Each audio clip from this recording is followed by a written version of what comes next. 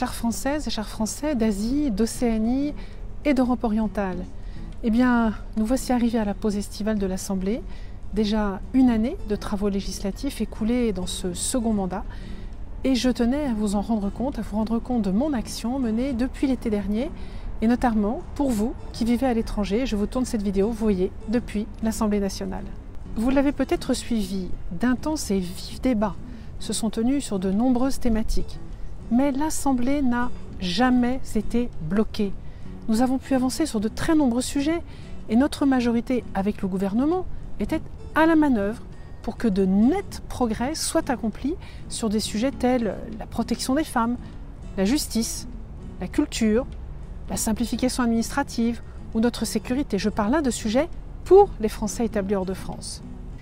S'agissant des mesures de justice et de protection des femmes, je veux citer par exemple une meilleure prise en charge des victimes de violences conjugales par nos postes consulaires ou encore l'aide au retour en France pour les femmes qui auraient besoin d'une interruption de grossesse alors que celle-ci est interdite dans leur pays de résidence.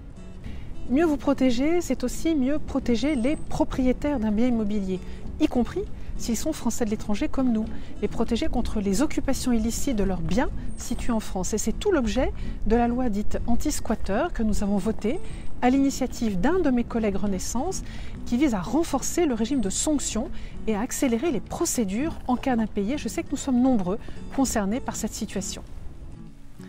Parmi les autres avancées concrètes, nous avons obtenu l'extension du pass culture pour nos jeunes Français à l'étranger, pour vos enfants peut-être. Ce sera voté au budget cet automne pour une mise en place dès 2024 et je vous en donnerai les modalités dès qu'elles seront précisées. Mais dans le même temps, mon rapport parlementaire de 2018, celui que j'avais remis à Édouard Philippe, ce rapport a donc poursuivi son chemin et je m'en réjouis. Plusieurs propositions ont ainsi été mises en œuvre, comme le nouvel outil de prise de rendez-vous en consulat pour les démarches d'état civil, ou bien aussi par la création d'une rubrique Retour en France sur le site servicepublic.fr, ou encore par la poursuite de l'expérimentation de la dématérialisation totale du renouvellement de nos passeports, et puis enfin le déploiement également via l'arrivée de l'identité numérique par la poste, permettant ainsi l'accès à France Connect ou encore l'amélioration de la procédure du certificat de nationalité. Ce sont des avancées très concrètes pour vous. Enfin, mieux vous protéger, c'est renforcer votre sécurité en augmentant les moyens pour nos armées.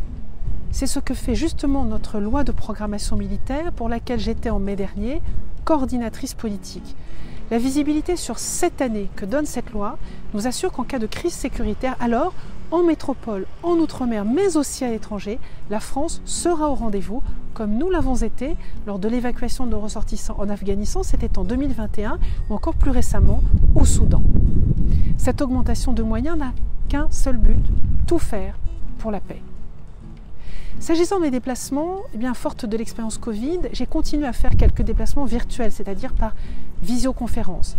C'est très pratique en effet pour concilier l'impératif de présence à Paris à l'Assemblée avec l'exigence de rester au contact des enjeux de vos pays respectifs. Mais en profitant des journées et semaines de suspension des travaux de l'Assemblée, je suis tout de même parvenue à me rendre dans une bonne dizaine de pays de notre circonscription. Je peux citer l'Arménie, l'Australie, le Cambodge, la Chine, Fidji, l'Indonésie, la Moldavie, la Nouvelle-Zélande, Singapour, l'Ukraine, le Vietnam, auquel j'ajoute l'île de Taïwan. Et puis, pour l'Assemblée parlementaire de l'OTAN, où je préside la délégation française, je suis allée à Bruxelles, à Washington, à Helsinki, à Madrid, à Oslo, à Varsovie. Vous voyez, partout, j'ai travaillé à la fois sur des enjeux défense, parce que je suis commissaire à la défense nationale et aux forces armées, mais aussi j'ai défendu nos spécificités de Français établis à l'étranger, afin que vous soyez partout pleinement considérés au sein de notre communauté nationale. Pour vous, je porte sans relâche et avec conviction des valeurs d'ouverture, des valeurs de progrès pour toutes et tous.